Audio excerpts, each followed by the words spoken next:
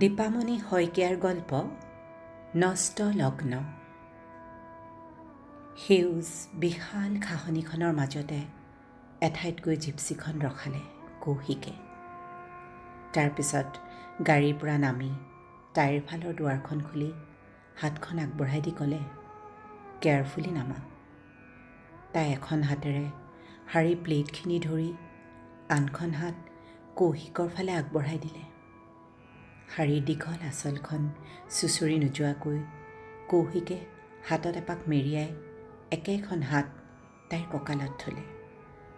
তাৰপিছত সিহঁত দুয়োটাই সেউজীয়াৰ ওপৰেৰে খোজ দি আগুৱাই গ'ল। মায়ে মন কৰিলে তাইৰ সোঁফালে কিছু দূৰত অট্টালিকা এটাৰ ওখ এখন দেৱাল। দেৱালৰ বগা ৰং কাঠিতহে চকুত পৰিছে মাজে মাজে। বাকী ঠাইবোৰ ঢাকি ৰাখিছে বগাই যোৱা সেউজ কিছুমান লতাই। ঊৰ্ধ্বমুখী হৈ বগাই যোৱা লতাবোৰৰ পৰা ওলমি ফুলি আছে ইহঁত ৰঙা বৰণীয়া পুষ্পমঞ্জৰীবোৰ।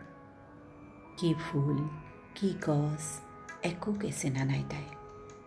সপোনৰ দৰেই মায়াময় সকলোবোৰ। তাই ইমান বাৰ কুটুৰি কুটুৰি সোধাৰ পিছতো কৌশিকে তাইক কোৱা নাই কলৈ আহিছে সিহঁত। আৰু এই ঠাইত আহি পোৱাৰ পিছত তাইৰ দেখোন এতিয়া একো সুধিবলৈকে আৰু মন যোৱা নাই। এনে এখন ঠাই এটা নাম দি ঠাইখনৰ সম্ভাৱনাখিনিক সামৰি পেলাবলৈও সঁচাকৈ সজ যোৱা নাই মায়াৰ। সৌ দেৱাল ঢাকি বগাই যোৱা ফুলজোপাৰ এটা নাম নাথাকিলেনো সমস্যা কি? নাম এটা নথকাকৈও দেখোন ই হ'ব পাৰে পৃথিৱীৰ আটাইতকৈ ধুনীয়া এজোপা লতা ফুলৰ গছ। ব্ৰিটিছৰ দিনৰে বাংলো এইটো। এসময়ত ভাইচৰয়ৰ অফিচ আৰু বাসগৃহ হিচাপে ব্যৱহাৰ হৈছিল। নুসুধাকৈ এইবাৰ কৈ উঠিল কৌশিকে। সি আৰু কিবা কোৱাৰ আগেই তাই খুব আলফুলে হাতখন কৌশিকৰ ওঠৰৰ ওপৰত থৈ মানা কৰি দিলে। একো নক'বাচোন প্লিজ। বুজিলে কৌশিকে যে তাই মত্ত হ'ব খুজিছে তাইৰ প্ৰিয় সেই পুৰণি খেলখনত, য'ত পৃথিৱীৰ প্ৰতিটো বস্তুৱে নব্য, নতুন আৰু নামবিহীন। কৌশিকে তাইৰ হাতখন ওঠৰ পৰা নমাই বুকুৰ মাজত লৈ ক'লে, অ'কে, একো নকওঁ দিয়া। তোমাৰ মনৰ পচন্দৰ নাম এটা দি লোৱা এই ঠাইৰ। দেৱালৰ সিপাৰে লুকাই থকা অট্টালিকাটোকে ধৰি লোৱা এটা ৰাজপ্ৰাসাদ। আৰু তুমি সেই ৰজাৰ দুহিতা ৰাজকুমাৰী মায়া।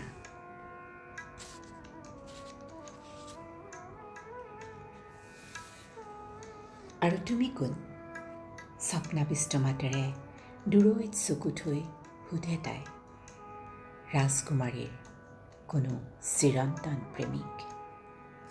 কৌশিকৰ উত্তৰ শুনি এইবাৰ সঁচাকৈ খিলখিলাই হাঁহি উঠিল মায়াই। হাঁহি হাঁহিয়ে তাই আগুৱাই গৈ দেৱালত ওলমি থকা ফুলবোৰৰ একেবাৰে কাষ পালেগৈ। কিছুপৰ পিছত ঘূৰি চাই তাই দেখে কৌশিকে ইতিমধ্যে অন্যফালে কিছু দূৰ আগুৱাই গৈছে। ডিঙিত ওলোমাই থোৱা DSLRটো এইবাৰ কৌশিকৰ হাতত। মায়াই বুজিলে ফটো তুলিবলৈ যৌজাত লাগিছে সি। উফ, আৰম্ভ আকৌ, তাই মনৰ ভিতৰতে কৈ উঠিল। কিন্তু তেতিয়াকৈ কৌশিকে মায়াক ঘাঁহনিখনৰ ওপৰত বহিবলৈ বুলি দূৰৰ পৰাই হাতেৰে ইংগিত দিয়া দেখা পালে তাই। চকু তাৰ কেমেৰাৰ লেন্সত নিবদ্ধ। উপায় নাপাই মায়ে বগা শাৰীখন সামৰি সুতুৰি কৌশিকে বিচৰাৰ দৰেই সেউজ ঘাঁহনিখনত বহি পৰিল। এইবাৰ তাইৰ পিছফালৰ নীলা আকাশখন হৈ পৰিল কৌশিকৰ কেমেৰাৰ বিশাল কেনভাছ। আজিলৈ হ'ব দিয়া, হোটেলত চেক ইন কৰি লওঁ। মোৰ ভাগৰ লাগিছে কৌশিক। তুমি নিজে টি আৰু ডেনিম পিন্ধি কমফৰ্টত ট্ৰেভেল কৰিবা আৰু মোক শাৰী পিন্ধিবলৈ চলাই মাৰিবা। তোমাক শাৰীত দেখাৰ লোক যে সামৰিব নোৱাৰোঁ, কি কৰোঁ? কৌশিকে ক'লে। ডুবিবলৈ ধৰা বেলিটোৰ লগে লগে ক্ৰমশ পাহাৰী বতাহজাক চেঁচা হৈ আহিছিল। কথাটো উপলব্ধি কৰি সি নিজৰ জেকেটটো খুলি মায়াক বাউসীৰ ওপৰৰ পৰাই পিন্ধাই দিলে। তাৰপিছত গাড়ীত বহি দুয়োটাই হোটেলৰ ফালে আগুৱাই গ'ল। কিমান বছৰৰ আগৰ কথা আছিল এইবোৰ? হয়তো 6 নাইবা 7 বছৰ। পৌৰাণিক ৰূপকথাৰ দৰেই লাগেচোন মায়াৰ আজিকালি এই কথাবোৰ। 2 বছৰৰ ওপৰ হ'ল তাই আৰু কৌশিকক লগ পোৱা নাই। সিহঁত দুটাৰ মাজত কি হৈছিল সঠিককৈ তাইৰ আনকি মনতো নাই। হয়তো জীৱনৰ ৰিয়েলিটিবোৰ সিহঁতে ভবাতকৈ অন্য হৈ ধৰা দিবলৈ লাগিছিল। এটা ভাল অফাৰ পাই কৌশিকে দিল্লী এৰি ছিংগাপুৰলৈ শ্বিফ্ট হোৱাৰ সিদ্ধান্ত লৈছিল আৰু তাৰ কেৰিয়াৰৰ বাটত হেঙাৰ হোৱাৰ শংকাত মায়াই সেই সিদ্ধান্তত প্ৰতিবাদ নকৰি সঁহাৰি জনাইছিল। সিহঁতৰ বুকুৰ পৰা বুকুজুৰি বৈ আছিল প্ৰেমৰ এখন জীয়া নৈ। অথচ তাৰ পিছতো পাৰ হোৱা সময়ৰ লগে লগে কিছুমান ভুল বুজাবুজিয়ে সিহঁতৰ মাজত পাহাৰৰ শিখৰৰ দৰে মূৰ দাঙি ওখ হৈ আহিছিল আৰু এসময়ত সেই শিখৰৰ উচ্চতাৰ আঁৰত সিহঁতে ইটোৰ পৰা সিটো অদৃশ্য হৈ পৰিছিল। মায়াই আজি ভিটামিন ডিৰ টেবলেটটো খাওঁতে লগতে ভুলকৈ স্লিপিং টেবলেটটোও খাই দিলে গধূলিতে। এতিয়া 10 বজালৈ চকুৰ পতা মেলি ৰাখিব নোৱাৰাকৈ গধুৰ হৈ বাৰে বাৰে জাপ খাই আহিছে। অথচ কামখিনি শেষ নকৰাকৈ শোৱাৰ উপায় নাই। তাই কাম কৰা হস্পিটেলখন এতিয়া ক'ভিড চেণ্টাৰ।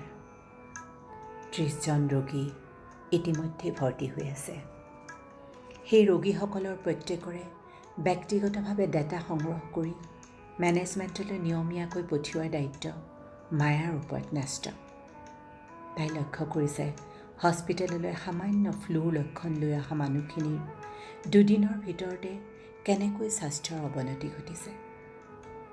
লাঙত জমা হৈ গৈছে পানী, সাংঘাতিক ধৰণে কষ্টকৰ হৈ পৰিছে শ্বাস প্ৰশ্বাস। তেওঁক এবাৰো নেদেখাকৈ কি মই এনেকৈ গুচি যাম ডক্টৰ? আমি কি পাপ কৰিছিলাম যে ঠাকুৰ আমাকে এমন শাস্তি দিল? 69 বছৰ বয়সীয়া কমলেন্দু গুহ নামৰ ক'ভিড ৰোগীজনে এইখিনি কথা কওঁতে মানুহজনৰ দুচকুৰে ধাৰাসাৰে চকু পানী বৈ আহিছিল। অবিৰাম ক'ব খোজা কথাবোৰৰ মাজতে তেওঁৰ বুকুত কিজানি শেষ হৈ আহিছিল অম্লজান। তেওঁ জোৰ জোৰকৈ বতাহ টানি উশাহ ল'বলৈ চেষ্টা কৰিছিল আৰু কিছুমান অস্থিৰ ফোপনিৰ অন্তত এটা সময়ত তেওঁৰ চকু দুটা মুদি তেওঁ অৱশ মূৰটো গাৰুৰ ওপৰত এৰি দিছিল। মায়াই দেখিছিল তেওঁৰ চিকিৎসাৰ দায়িত্বত থকা ডক্টৰজন তৎপৰ হৈ পৰিছে আৰু ক্ষিপ্ৰতাৰে মানুহজনক ICUলৈ নিয়াৰ বাবে ব্যৱস্থা কৰা হৈছে। খুব কম সময়তে হাওঁফাওঁত চাইটোকাইনিন লোড বাঢ়ি গৈছে মানুহজনৰ। শংকাজনকভাৱে কমি গৈছে হিমোগ্ল'বিনৰ অক্সিজেন কঢ়োৱাৰ ক্ষমতা। ৰিপৰ্ট দেখিছিল মায়াই। জীয়াই থাকিবলৈ উশাহ লাগে, উশাহ। এতিয়া ক'ত বিচাৰি পায় সেই উশাহ কমলেন্দু গুহই? মানুহজনক ভেণ্টিলেটৰৰ চাপত দি উঠাৰ পিছত ডাক্তৰ বিকাশে তাইৰ ফালে চাই কৈ উঠিছিল, পেৰাচিটামল, ব্ৰংকোডাইলেটৰ এইবোৰ চব বকৱাছ বুজিছে doctor Maya. Covid gives a damn about all this. কোনো চান্স নাই?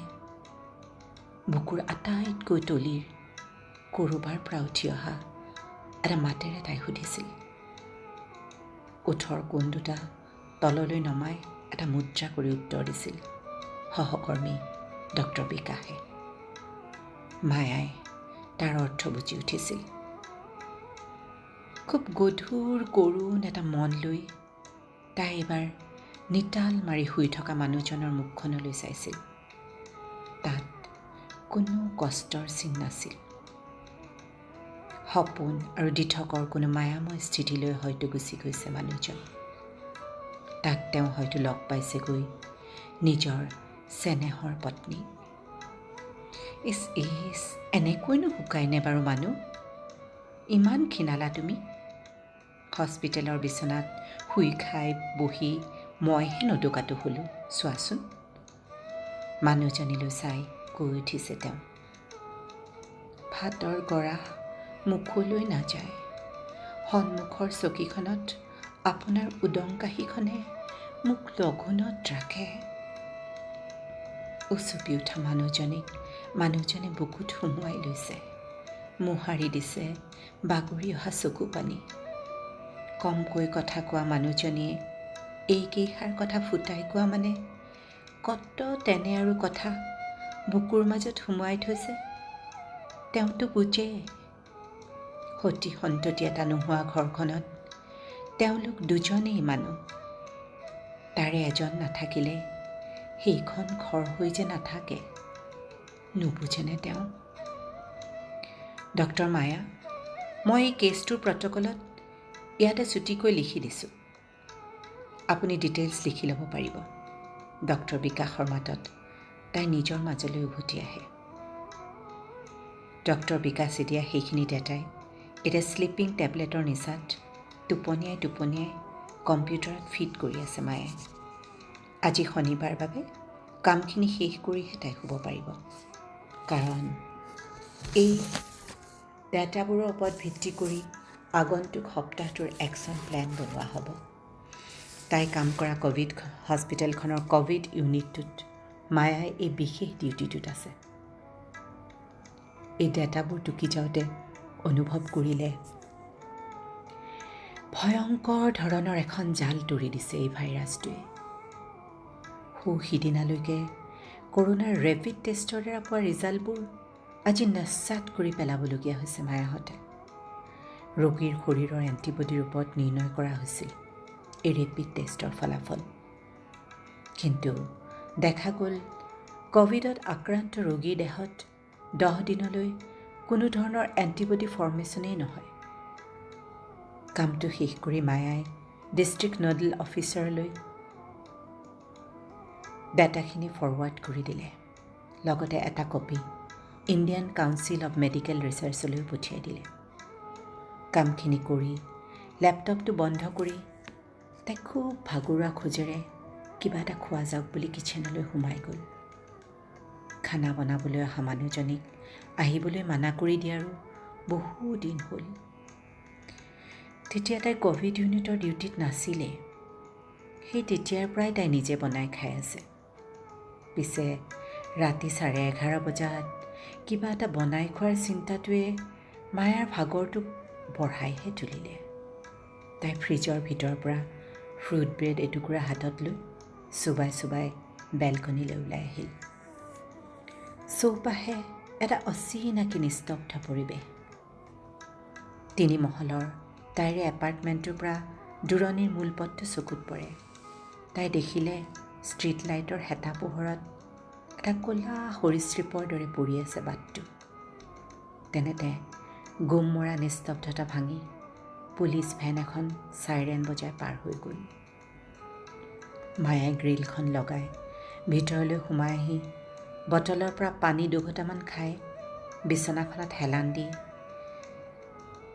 টিভিত নিউজ চেনেল এটা অন কৰি দিলে। ভাৰতত ইতিমধ্যে 21,000 মানুহ আক্ৰান্ত হৈছে এই ভাইৰাছত। আমেৰিকাৰ বাতৰি কাকত দ্য বষ্টন গ্ল'বৰ আজিৰ এডিশ্যনত 15টা পৃষ্ঠা মাথো কৰোণাত মৰা মৃতকৰ ফটো আৰু শোকবাণী ছপা কৰোঁতেই ভৰি গৈছে।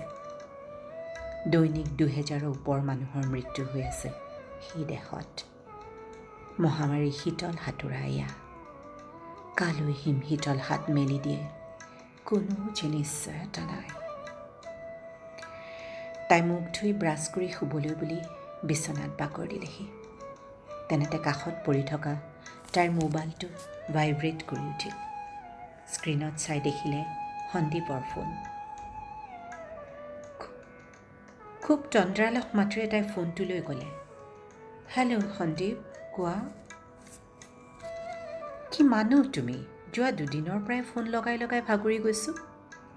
এটা কল বেক কৰিব নোৱাৰাকৈ ইমান বিজিনে মায়া? মানুহ হৈ আছা নে একেবাৰে ৰবট হৈ গৈছা হা? সন্দীপ, তেনে কোনো কথা নাই। ক'ভিড ইউনিটৰ ডিউটিত আছিলোঁ যোৱা 8 ঘণ্টা। তাৰপিছত তোমাৰ মিছ কল দেখিছোঁ, কিন্তু কল কৰিম বুলি ভাবোঁতেই কেনেবাকৈ থাকি গ'ল। বজাৰ সমাৰ কোনে কৰি দিছে তোমাক? ড্ৰাইভাৰটো নিশ্চয় আঁতৰাই দিছা। মই কালিলৈ আহি বস্তুখিনি কিনি দি যাম। কোন সময়ত আহিম কোৱা? নাই, এতিয়াই নাহিবা সন্দীপ। মোৰ আৰু 3 দিন ক'ভিড ডিউটি আছে। তাৰপিছত 14 দিন কোৱাৰেণ্টাইনত থাকিব লাগিব। তাৰপিছত মই নিজেই ফোন কৰি জনাম। এতিয়া মই সঁচাকৈ ভাগৰুৱা। মাতত চাগে গম পাইছাই। থওঁ এতিয়া, কল কৰিম মই, অ'কে? সন্দীপে কিবা কোৱাৰ আগেই তাই ফোনটো কাটি দিল। এসময়ত মায়াৰ কলিগ আছিল এই সন্দীপ চক্ৰৱৰ্তী। কৰ্মস্থান বেলেগ হোৱাৰ পিছতো মায়াৰ পৰা দূৰ নহওঁ বুলি যেন আকৰগোজ হৈ লাগি থাকি গ'ল আজিও মানুহটো। মায়ে বুজে তাইৰ এই অনাদৰবোৰে তেওঁক দুখ দিয়ে, কিন্তু ভগ্নাৱশেষৰ দৰে বিধ্বস্ত তাইৰ বুকুত সন্দীপক মিছাকৈ ঠাই দিয়াৰ নাটকতো তাই কৰিব নোৱাৰে। তাইৰ সাধ্যত প্ৰেমৰ যি পৰিসৰ আছিল সেয়া কৌশিকৰ লগতে শেষ হৈ গৈছে ইতিমধ্যে। পিছদিনা হস্পিটেল পায়ে এটা অস্বস্তিকৰ খবৰ পাব লগা হ'ল মায়াই। সিহঁতৰ হস্পিটেলৰ আনটো বিল্ডিঙত হাৰ্টৰ চিকিৎসাৰ বাবে ভৰ্তি হোৱা এজন ৰোগী কৰোণা পজিটিভ আহিছে। খবৰটোৱে হস্পিটেলৰ গোটেইবোৰকে এক প্ৰকাৰ চাবুকৰ দৰে কোবাই গ'ল যেন। কাৰণ তেতিয়ালৈ কোন কোন সেই ৰোগীজনৰ সংস্পৰ্শলৈ আহিছিল তাক সঠিকভাৱে কোনেও নাজানে। গতিকে ডাক্তৰ, নাৰ্ছ মিলাই মুঠ প্ৰায় 100জন মানুহক কোৱাৰেণ্টাইনত পঠিওৱাৰ সিদ্ধান্ত লোৱা হ'ল। ইফালে পশ্চিমীয়া দেশ স্পেইন, ইটালীত মৃতকৰ সৎকাৰৰ বাবে ঠাই নোহোৱাৰ দৰে দুৰৱস্থাৰ খবৰবোৰো অহৰহ আহিয়েই থাকিল। সিদিনাৰ ডিউটি কৰি আহি তাই বিচনাত বাগৰি মাকলৈ এটা ফোন লগাওঁ বুলি ভাবোঁতেই হোৱাটছএপত জিন্তিৰ এটা মেছেজ আহিল। মেছেজৰ লগত এখন ফটো। জিন্তি মায়াৰ কলেজ জুনিয়ৰ, শিশু ডক্তৰ এতিয়া। নয়ডাত এখন প্ৰাইভেট হস্পিটেলত কাম কৰে, তাতে থাকেও। মায়ে মেছেজৰ ফটোখন মোবাইল স্ক্ৰীণত ডাঙৰ কৰি চোৱালৈ তাইৰ মোবাইলত জিন্তিৰ ইনকামিং কল বাজি উঠিল। মায়াবা, কি হ'বলৈ গৈ আছে কোৱা? ডিনাৰ কৰি বেলকনিত ৰণিত আৰু মই অলপ দেৰি থিয় হৈছোঁ। আমাৰ চকুৰ সন্মুখৰ উইঙৰ পৰা মানুহ এটাই তললৈ জঁপিয়াই দিলে আৰু আমি কি হৈছে বুজি পোৱালৈ চকুৰ সন্মুখতে মৰি গ'ল মানুহটো। মায়ে মন কৰিলে জিন্তিয়ে উচুপিবলৈ লাগিছে। কোমল মনৰ ছোৱালী, সন্মুখত জীয়া মানুহ এটাই আত্মহত্যা কৰা দেখি তাই নাকান্দি কৰে কি? গিৰিয়েক ৰণিতৰ উমাল বুকুত মুখ গুজি কান্দিও তাই নিজক নিচুকাব পাৰিলে হয়। তেনেস্থলত কিয় বা তাইৰ মনত পৰিল মায়ালৈ? মায়াতকৈ 3টা বছৰৰ জুনিয়ৰ জিন্তি। ঘৰ এৰি মাক দেউতাকৰ পৰা আঁতৰি হোষ্টেলত থাকিবলৈ আহি সিহঁতকে যেতিয়া ডাঙৰ হিচাপে পাই বুকুৰ বিচাৰি চৰাই পোৱালিৰ দৰে আশ্ৰয় বিচাৰিছিল। এতিয়াও যেতিয়া জীৱনে নিজৰ কদৰ্য ৰূপ দেখুৱাই তাইৰ কিজানি মনত পৰে মায়ালৈ। বেছিকৈ নাভাবিবা কথাবোৰ। হয়তো কোনো ডিপ্ৰেশ্যনত ভুগি থকা মানুহ আছিল। এতিয়া লকডাউনৰ বাবে বন্ধ ঘৰত আবদ্ধ হৈ থাকোঁতে নিজকে চম্ভালা টান হৈ পৰিলগৈ। তুমি কিন্তু সাৱধানে থাকিবা মায়াবা, ক'ভিড ইউনিটত ডিউটি থকালৈকে বিশেষকৈ। শোৱাৰ সময় হৈছে নিশ্চয় তোমাৰো। পিছত কথা পাতিম দেই আন এদিন। ৰাখিছোঁ এতিয়া। গুড নাইট বা। জিন্তিয়ে সিফালে ফোন ৰাখিলে।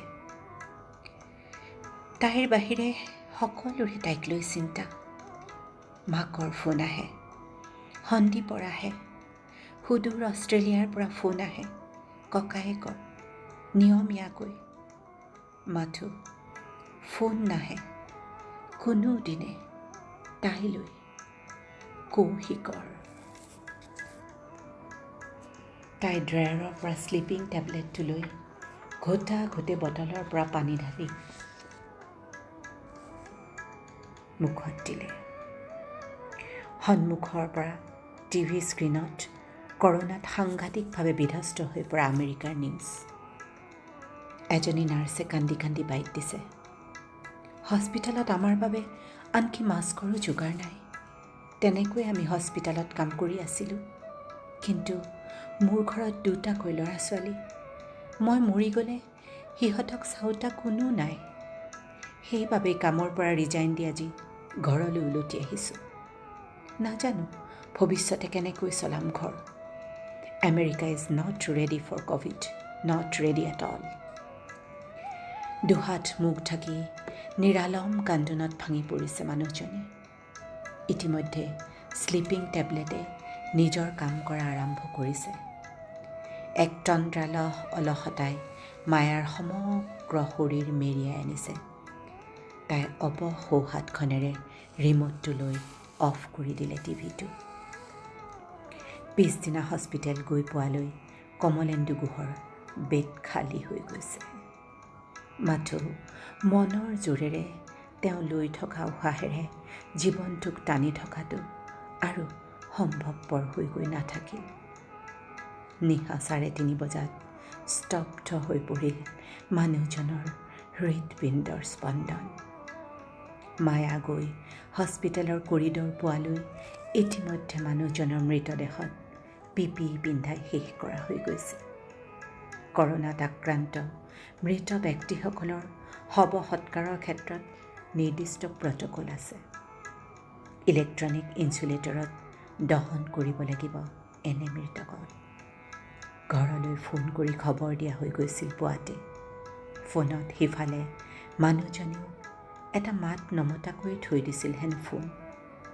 মায়াক PPE পিন্ধাই থাকোঁতে কাঞ্চন নামৰ ছোৱালীজনীয়ে কৈ আছিল কথাবোৰ।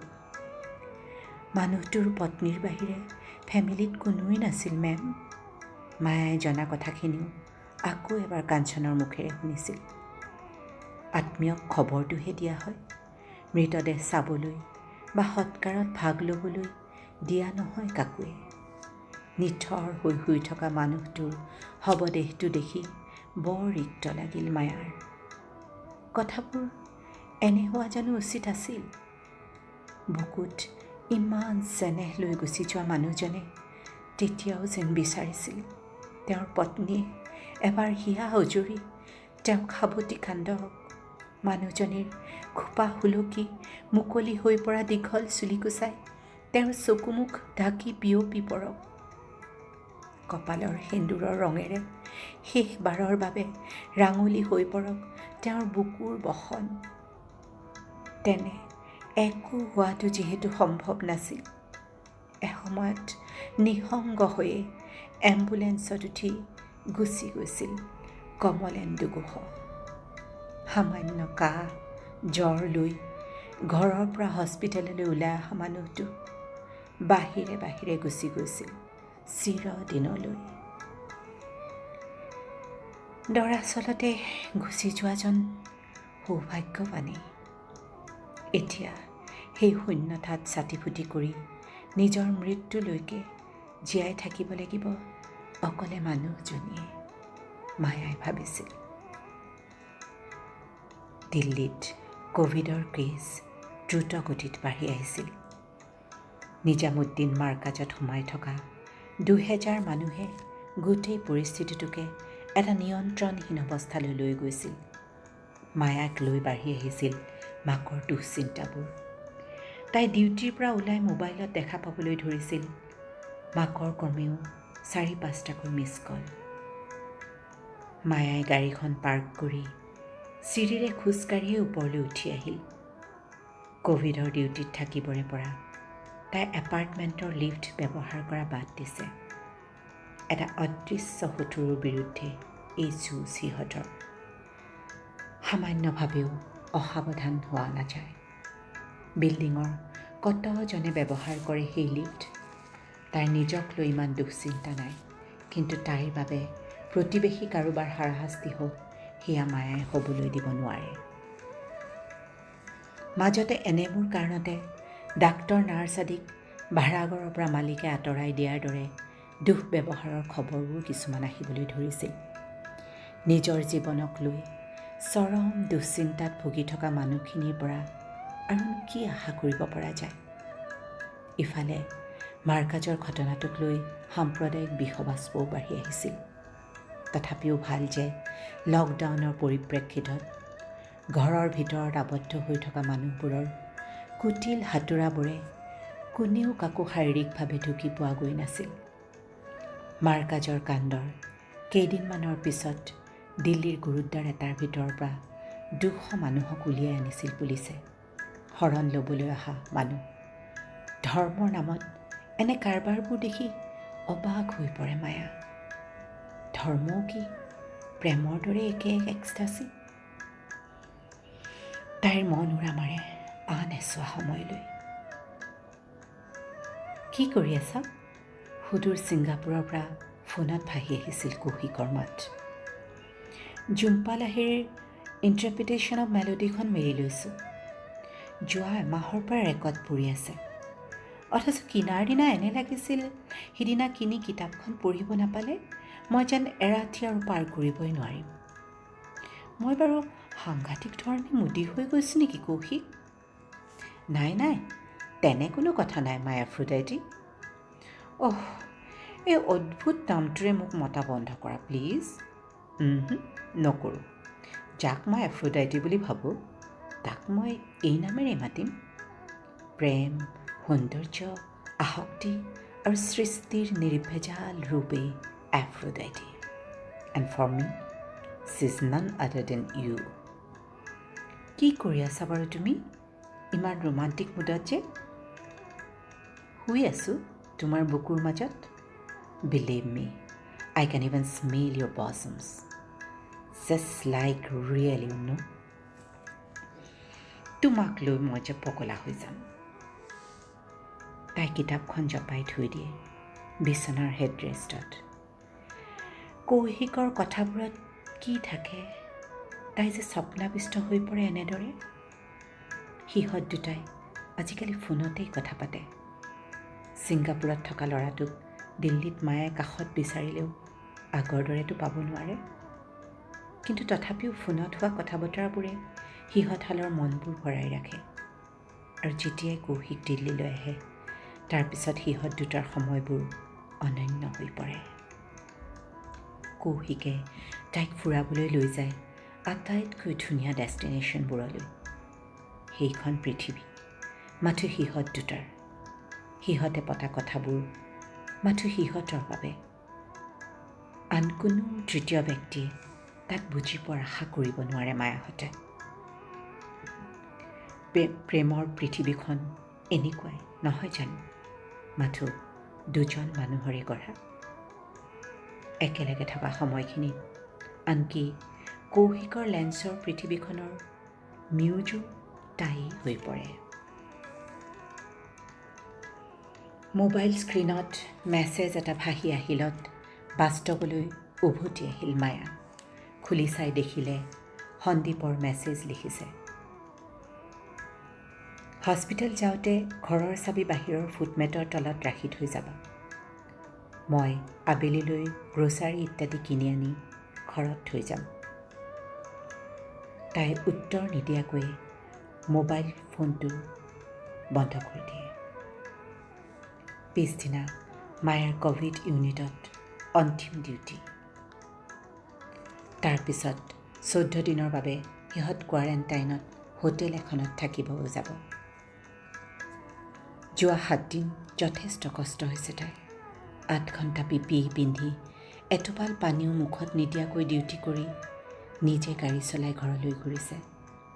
ঘৰত আহি পিন্ধি যোৱা প্ৰতিটো কাপোৰ ধুবলৈ বুলি মেচিনত ভৰাইছে। চুলি তিয়াই ধুই পেলাইছে গা। নিয়ম মাফিক চেনিটাইজ কৰিছে দুৱাৰৰ হেণ্ডেল, টেবুলৰ ছাৰফেচ, ফ্ল'ৰ।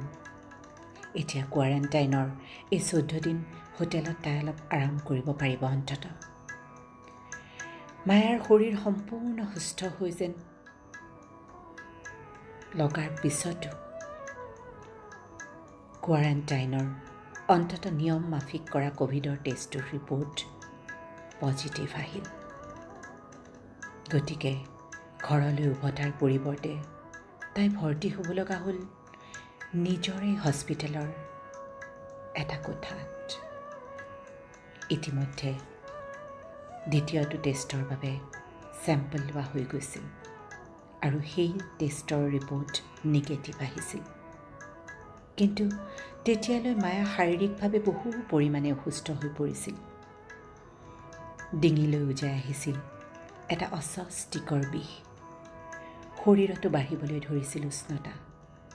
এই উপসৰ্গবোৰৰ মাজত তৃতীয় অৰ্থাৎ ভাইৰলজি টেষ্টৰ বাবে তাইৰ দেহৰ পৰা চেম্পল লোৱা হৈ গৈছিল। অসুস্থ গাৰে মায়ে অধীৰ হৈ অপেক্ষা কৰি ৰৈছিল সেই ফাইনেল টেষ্টৰ ৰিপৰ্ট অহালৈ। সিদিনা আবেলি হস্পিটেলৰ 2nd ফ্ল'ৰৰ তাইৰ ৰুমৰ খিৰিকীৰ বহল ফ্ৰেমত বহি মায়াই তলৰ পাৰ্কিং এৰিয়াত ফুলি থকা গুলঞ্চ কেইজোপালৈ চাই আছিল। তাইৰ ৰুমৰ পৰা মূল বাট আৰু গেট দুয়োটাই চকুত পৰে।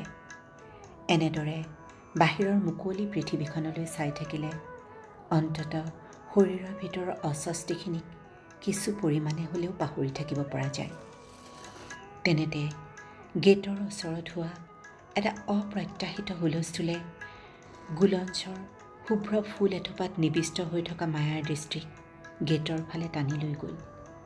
তাই দেখিলে গেটৰ ভিতৰলৈ সোমাব নিদিয়াৰ বাবে ছিকিউৰিটিটোৰ লগত উচ্চ স্বৰত চিঞৰ বাখৰ কৰি তৰ্ক কৰি আছে এজন ভিজিটৰে। মায়াৰ ফালে মানুহজনে পিঠি দি থিয় হৈ আছে। ক'ভিড হস্পিটেললৈ ভিজিটৰ সোমাবলৈ অনুমতি দিয়াটো সম্প্ৰতি এটা ভাবিব নোৱাৰা কথা। সেই কথা জানিও কিয় বা গাৰ্ডজনৰ লগত নেৰানেপেৰাকৈ লাগি আছে মানুহজনে। এক প্ৰকাৰ বিৰক্তি লৈয়ে মায়ে গেটৰ পৰা নিজৰ দৃষ্টি কোঠালৈ ঘূৰাই ল'লে। খোলা খিৰিকীখনেৰে শুকান বতাহ এজাক সোমাই আহিছে। তাই গ্লাছ পেনখন বন্ধ কৰি আকৌ এবাৰ গেটলৈ চকু দিলে।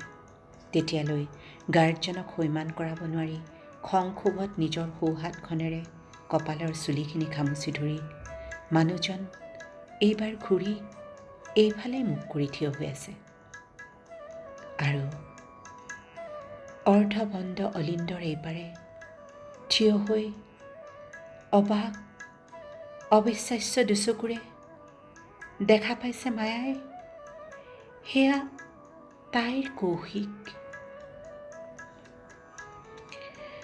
বুকুলৈ উঠি অহা এটা সহিব নোৱাৰা বিষত তাই খিৰিকীৰ ৰেলিঙত এখন হাতেৰে খামুচি কোনোমতে নিজৰ শৰীৰৰ ভাৰসাম্য ৰাখি থিয় দি এখন টেক ৰৈছে আৰু পিছ মুহূৰ্ততে ৰুমৰ পৰা ওলাই চিৰিৰে তললৈ দৌৰিবলৈ ধৰিছে। বিপদজনকভাৱে ছুটি হৈ আহিছে তাইৰ উশাহ। থৰক বৰক হৈ পৰিছে চিৰিত দুভৰিৰ খোজ। তথাপিও তাই ৰৈ যাব খোজা নাই। নিজকে চোঁচৰাই লৈ গৈ এসময়ত মায়াই গেটৰ সন্মুখত থিয় দিছেগৈ আৰু দেখিছে তেতিয়ালৈ তাত তাইৰ বাবে অপেক্ষা কৰি কৌশিক আৰু ৰৈ থকা নাই।